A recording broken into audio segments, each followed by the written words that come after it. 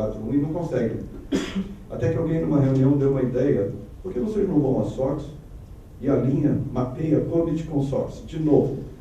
E aí, quem sabe a turma do COSO diz assim: agora é 5. E aí vem de cima para baixo os bancos centrais, e só assim a gente consegue atualizar a ferramenta. Porque não sai de dentro para fora. A compliance não existe de dentro para fora.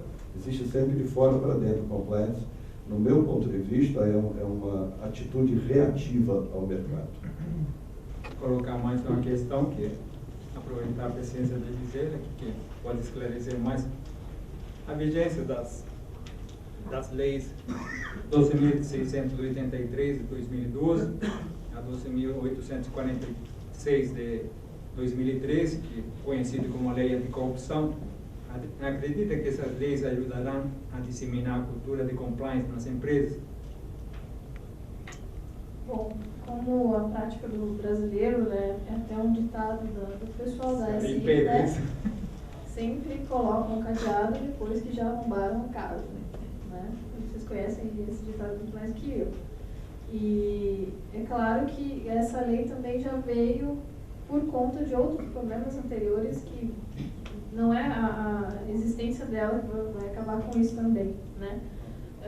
A questão da Lei 12.683 de 2012, também conhecida como a Lei Anticorrupção, ela trata da responsabilização, né, financeira, responsabilização civil das empresas, das PJs contra atos que pratiquem contra a administração pública. Então, resolve, fala da parte de lavagem de dinheiro, de crimes financeiros e trata mais especificamente da corrupção, né, de desvios públicos ali, de valores, qualquer crime financeiro em relação à administração pública.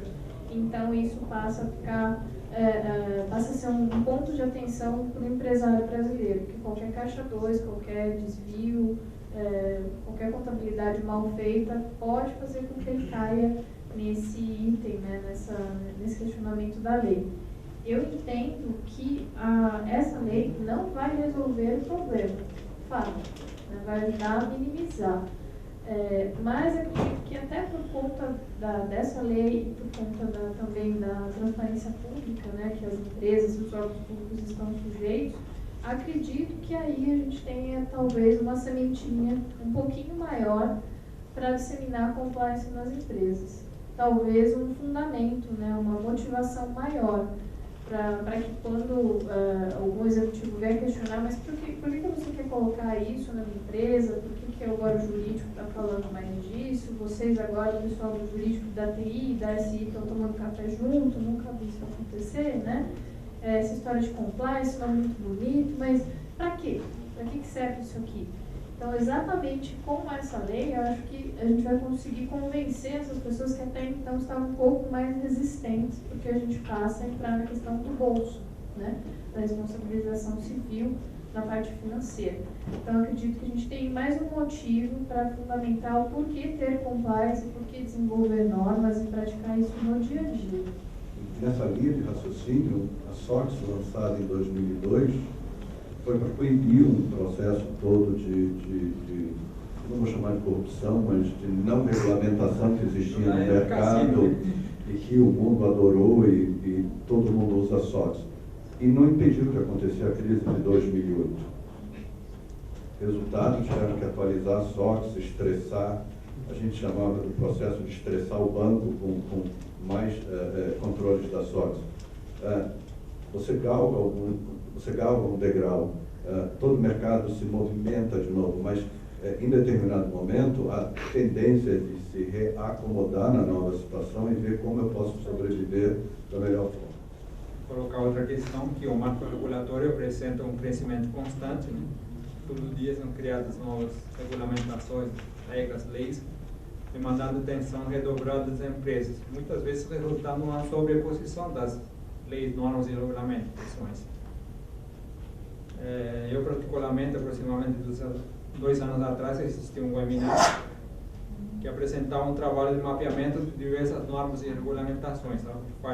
Aí saca e faz quando se lá. É alguma forma.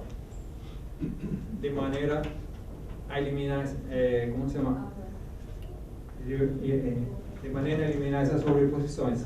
Acredita que essa seja uma solução para diminuir a sobrecarga das equipes internas de compliance? Existe algum trabalho similar sendo desenvolvido no Brasil? Gisele pode me ajudar a complementar isso aí. De forma institucional, eu não sei se existe um programa para integrar isso tudo. O que realmente existe essa questão da sobreposição, da duplicidade dos regulamentos externos, muitas vezes, e com isso as empresas elas precisam ser inteligentes e atuar de uma forma conjugada também internamente.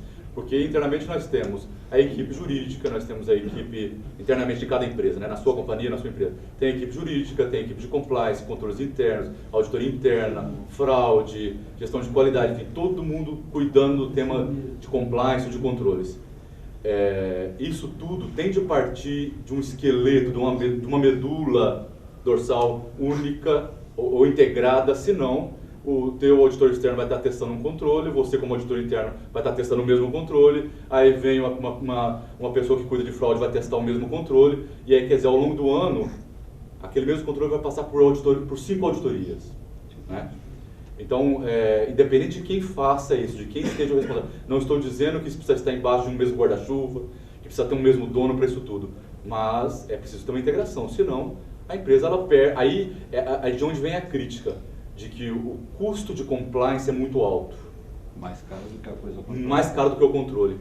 Então, para isso precisa ter uma amarração, uma integração dessas frentes para dar respostas aos requerimentos externos e ao que é risco na visão da companhia também, na visão interna. Com essa abrangência nacional de mapeamento de legislações e regulamentações, também não tenho conhecimento exato de que tenha um trabalho em andamento sobre isso. Até porque nosso país tem legislações, projetos de lei e mudanças a todo momento, né? De ontem à noite com o Marcos viu mais um ano, que agora a gente vai ter que aprender também. Eu perguntaria qual o marco civil que foi aprovado, né? Qual da versão, qual versão, né?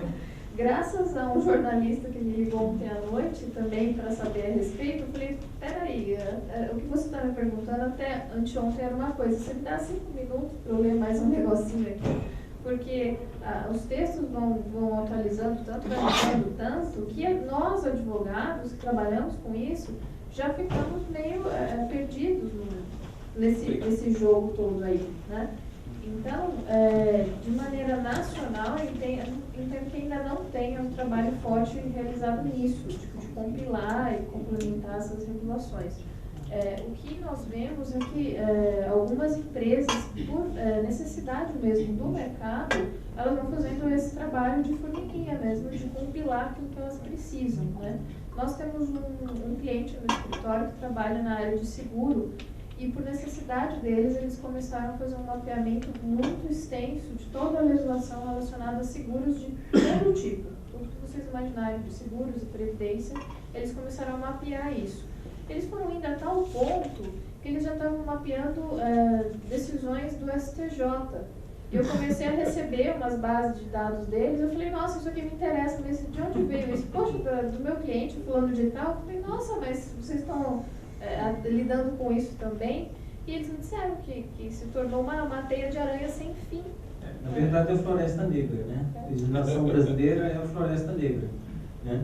Isso já é um paradoxo em termos de globalização, né? Ou seja, ao mesmo tempo nós somos um país que tem a cultura herdada lá dos lusos, né? Da Lusitânia, de fazer as coisas para inglês ler, né? Às vezes até, como diz o Petiscopo, só para inglês ler. Né? Ou seja, a gente escreve, mas não faz, né?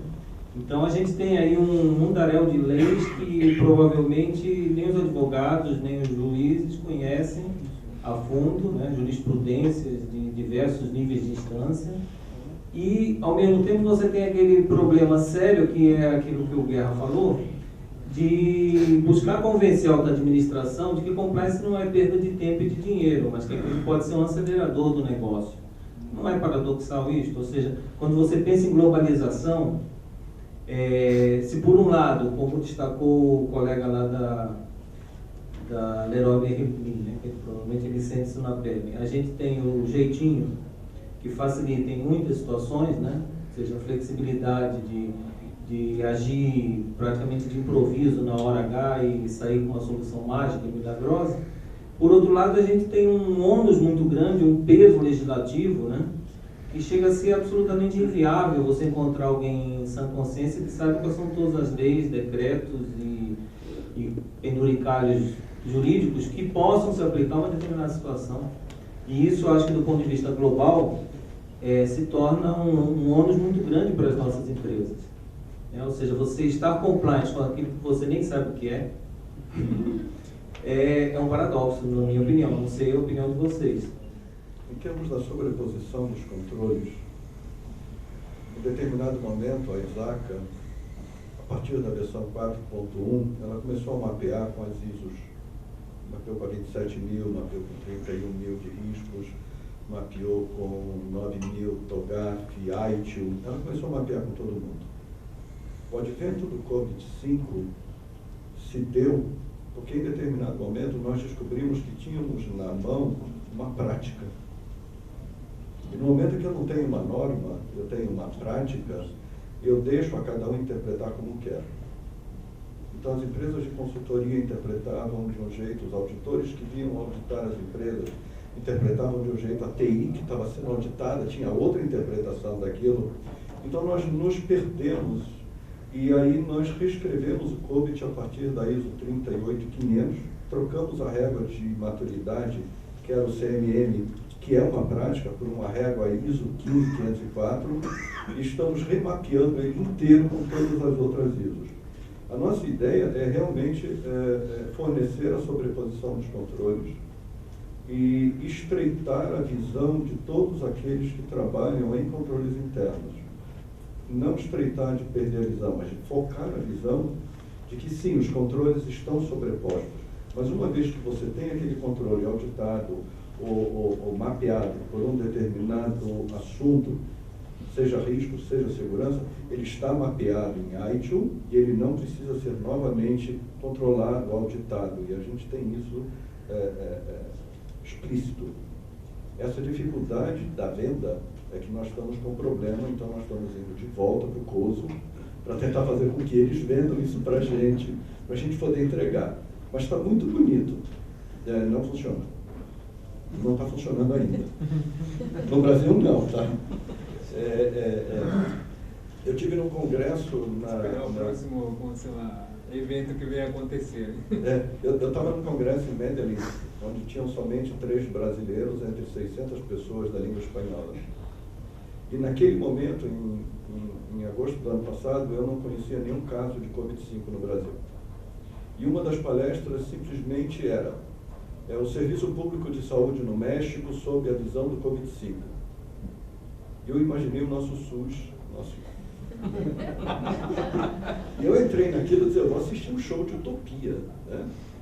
Não só era real, como tinha um livro publicado de capa dura, foi tese de mestrado Foi um negócio fantástico, eu fiquei encantado, fiquei enamorado do caso, fiquei chocado. E depois eu fui chamado para uma mesa de debates e eu estava sentadinho lá e o pessoal falando que 5. E eu falei assim, mas eu sou do Brasil, e todo mundo olhou para mim e disse, nossa, você é do Brasil? E eu fiquei imaginando, todos vocês de país de língua espanhola cabem no meu território. Mas eu queria dizer para vocês que eu não tenho nenhum C5 no Brasil, só tenho 4.1. E aquele, não conseguimos ainda estabelecer o processo. A gente tem uma missão de mapear tudo isso. Existem grupos de voluntários trabalhando nesse mapeamento. Eu tenho empresas que se dispuseram a entregar os mapas de 4.1, todos os controles, para a gente ver como é que aquilo funciona no 5, para tentar o depara, porque a ISACA já disse que não tem breach, não tem ponte, é uma coisa inédita. E a gente vai tentar agora, até 2016, entregar isso pronto, pelo menos na TI. Na governança corporativa de TI eu vou tentar isso. Eu sinto muito, mas nas leis não vai rolar. Ele não se estende a SOX, PCI, nada disso? SOX, PCI, tudo direitinho, mas pra gente. Não, ele fica restrito à caixinha lá, a casa de máquinas da gente. Nossa TI firme e forte. colocar mais uma questão aqui. Cada empresa deve estar compliant com as regras que regem o seu ramo de atividade. Por exemplo, uma microempresa do setor químico tem de obedecer às normas de leis ambientais quanto ao manuseio, armazenamento e descarte de produtos químicos. Na sua opinião, isso contradiz o mito que somente grandes empresas ou o setor financeiro tendem a se preocupar com a compliance? Eu entendo que não. Que não é porque você está dentro do setor químico que você deve estar de acordo somente com as normas do seu setor. Como concorrente sempre, na realidade é genérico, como qualquer outra empresa de pequeno porte, né? Entendo que qualquer empresa precisa estar de acordo com as normas do seu setor e também com aquilo que está atrelado a ela, né? Exemplo, advogados, segurança da informação. Toda vez que eu vou fazer palestra na OAB, eu pergunto para eles assim, todo mundo aqui é advogado? 90% sim, né? O restante é estagiário? A maioria.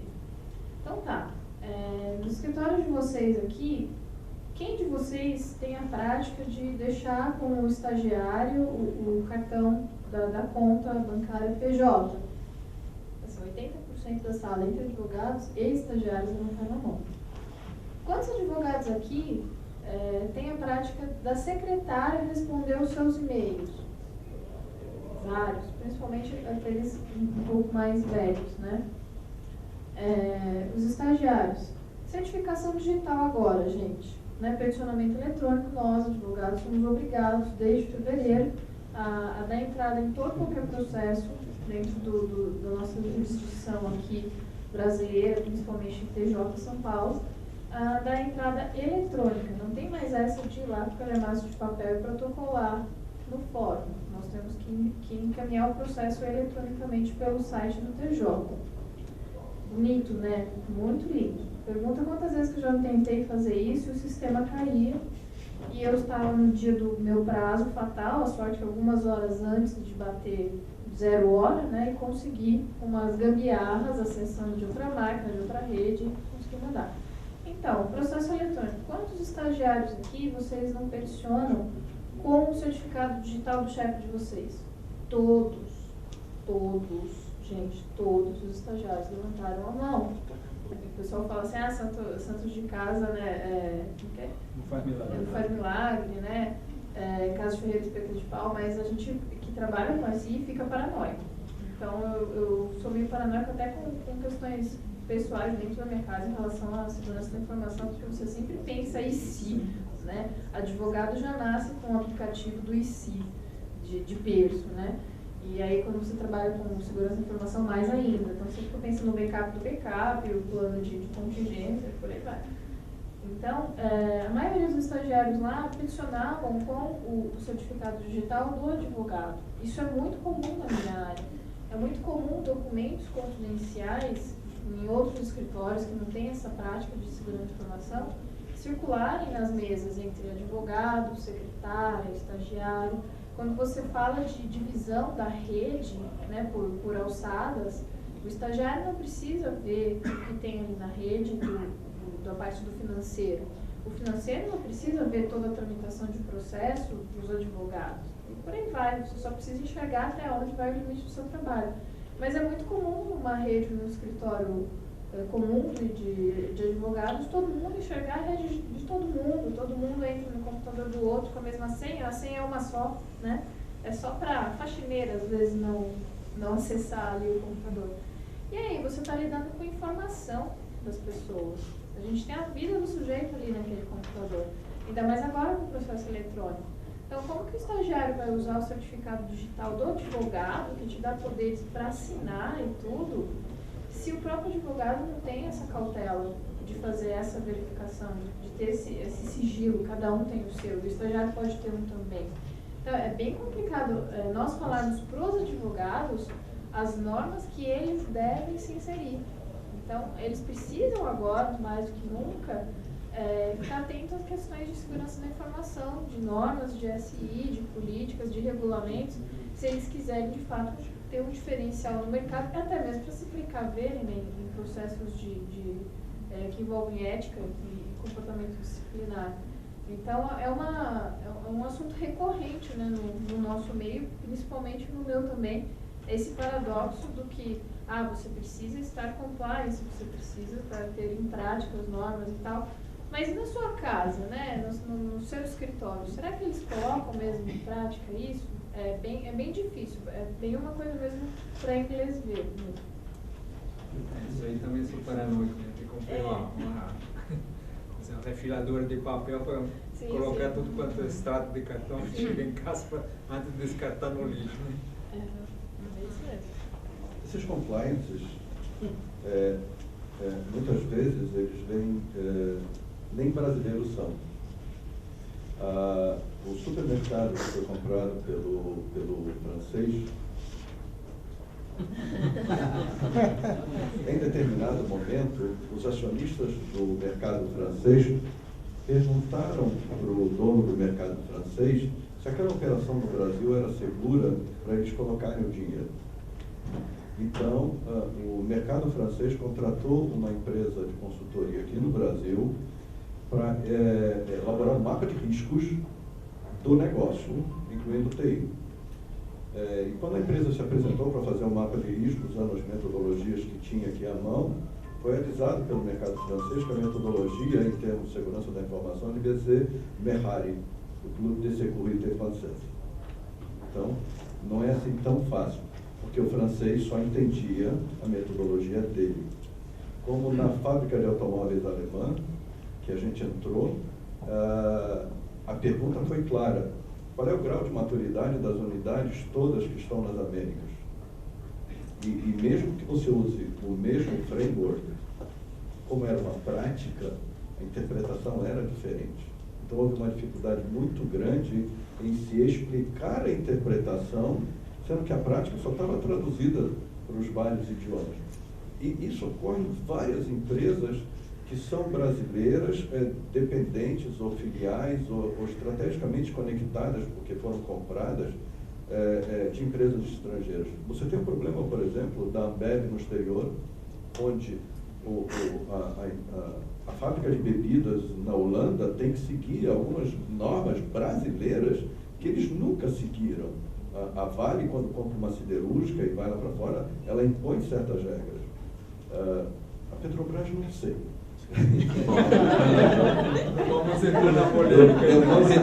Eu não resisto, gente. Esse país está muito bom para fazer piada. Eu falo que mas a gente sempre claro como se chama a Petrobras de pedra de imagem.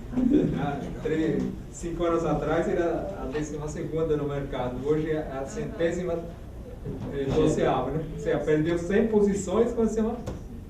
Quem que vai investir hoje na Petrobras com amostragem desse? Por isso que a ação da Petrobras está valendo 1 quilo de tomate. Tomate, né? Tá bom para investir. Eu achei que ia estar valendo 1 quilo de sal, né? Eles têm Mas sal troca pra a caramba. gestão, né? Troca a gestão primeiro, né? Posso fazer depois uma?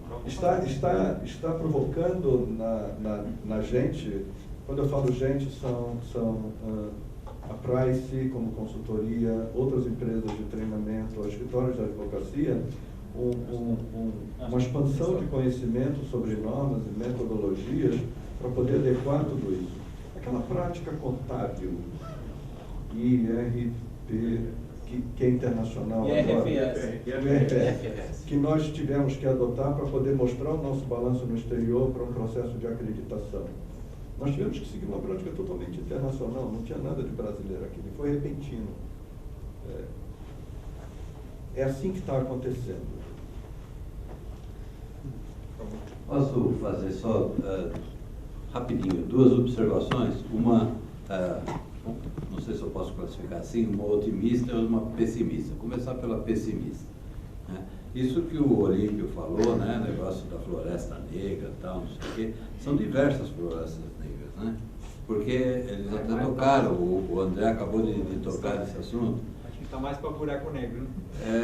Eu não sei porque o floresta negra, o Ricol deu buraco, não deu floresta.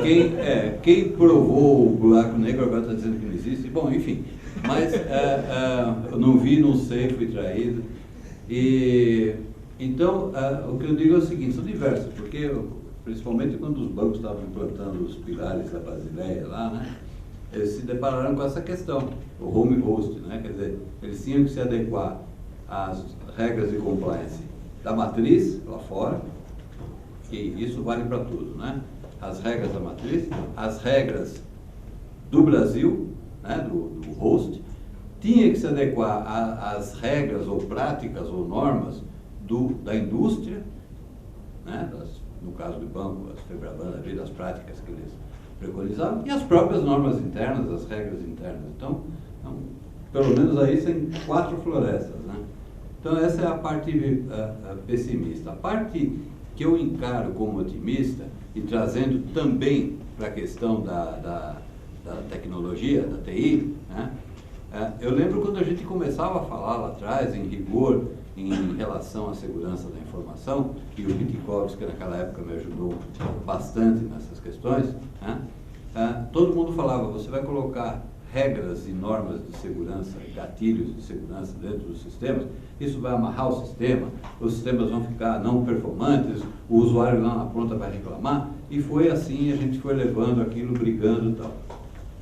Qual foi o resultado disso? O resultado foi que o processo de inclusão desses controles dentro dos processos, dentro dos sistemas, acabaram resultando em sistemas mais performantes, mais seguros, mais estáveis, que o Claudinei tocou no assunto. Quer dizer, quando é que a compliance vai ser encarada realmente, não só como, e a Gisele também tocou nesse assunto, como é que essas questões vão ser encaradas não só como uma proteção ao valor da empresa ou à segurança jurídica que a empresa possa ter, mas como um aproveitamento de oportunidades de negócio que se criam a partir da adoção dessas regras. Eu acho que a gente devia partir para uma publicidade, eu não sei se esse é o termo exato, tá? Mas fazer essa evangelização em torno desse assunto, buscando não as regras de restrição e de imposição enfim, as coisas restritivas em cima da compliance, da gestão de risco, enfim, da governança, que isso tudo está embaixo, na minha opinião, embaixo da governança. Né? Por quê? Porque quando você pega um roadmap, a grosso modo, eu e o Guerra trabalhávamos com isso, desenhamos um roadmap com os 9, 10 principais controles, quantos que atendiam a questão de compliance e governança e quantos atendiam o negócio. Ficou mais para o lado do negócio do que para o lado da compliance, e mesmo assim ainda foi para o lado da compliance porque a gente forçou a barra.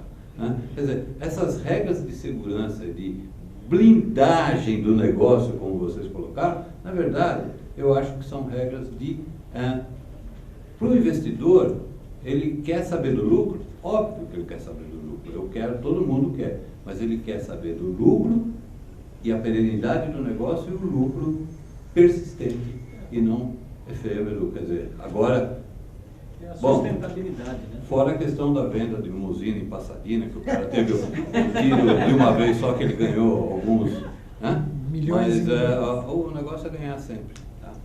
Você está falando que evitar o voo da galinha. Você falou no Balanço da Leroy hoje de manhã, né? Eles estão sofrendo com a ADO. A ADO é francesa. A Drogaria Onofre está sofrendo com a CBS, que é a rede americana que os comprou. E você falou que o brasileiro é um cara que é flexível, dá jeitinho. Eu fico de cabelo em pé quando eu ouço isso, porque esse jeitinho nada mais é do que você pular etapas de processos, é você não executar determinados controles nos processos. E quando você vê que deu jeitinho, eu tenho certeza que o processo vai entregar, mas não performou como deveria. Ele colocou a TI em risco. E tem os efeitos não intencionais que estão Os embutidos. defeitos não intencionais, os colaterais, as surpresas, os stakeholders do mal que estavam atuando em cima daquele processo, tem de tudo. Então, assim, eu não aceito esse jeitinho, eu fico chateado com isso. Mas acontece. É da cultura do povo, nós somos maravilhosos, nós ajudamos. Eu coloco na norma, né, que segundo a NIST 800 tem que ter 8 caracteres, um alfanumérico, um especial, uma letra maiúscula, e o cara reclama que tem que decorar aquele negócio, não sei o quê, mas ele faz aquela senha, e aí chega o amigo dele do coração e diz para ele, me empresta a senha. E eu olho para ele, que história é essa de empresta? Desde quando esse objeto é emprestável? Você vai dar para ele. Não, Nunca mais você vai ver de volta. Que história é essa, meu? Se ela for emprestável, é emprestável. E seguindo essa linha, tanto do jeitinho como do compliance, levando dinheiro para o negócio, né? Vem a minha pergunta para vocês. Como é que a gente vai lidar com o jeitinho e com essa prática na nuvem? A nuvem não existe. Eu não sei que história é essa que o pessoal fala de nuvem. A gente já tinha nuvem desde pequenininho, na conta do Hotmail, na conta do Gmail, que eu não tenho a mínima ideia se está na Romênia, se está agora em Kiev, se a Rússia agora ganhou os servidores. Não tenho a mínima ideia onde está, porque esses caras põem onde é mais barato. Eu não conheço a legislação dos países onde está, porque eu não sei nem aonde está. Então eu não sei que história é essa de nuvem. Eu não ponho nada na nuvem, é tudo meu aqui. Eu tenho uma penca de pendrive aqui, eu tenho tudo meu aqui. Não vou botar nada fora. A conta do Hotmail é um absurdo. Já a conta da local web, já, né? Nuvem não existe, meu. Um outro ponto também que eu acho que é destacável é o seguinte. A gente está falando aí da questão das aquisições das empresas por multinacionais, né, por transnacionais. Ou vice-versa, né? Mas há um ponto que vale a pena ressaltar, por exemplo, a última edição da 27.002, que agora é de outubro de 2013, a seção 15 requer uma série de controles dos fornecedores das empresas multinacionais. Ou seja, ainda não está sendo requerido que até a última milha da cadeia de suprimentos você tenha 27.000 certificado em todas as empresas. Mas está já sendo requerido uma série de controles por tabela em função dos fornecedores. E aí cai naquilo que o Astor falou, né? Quer dizer, há uma dificuldade muito grande de você vender a compliance internamente, porque para o administrador, para o executivo, aquilo é gasto, aquilo é despesa que ele quer evitar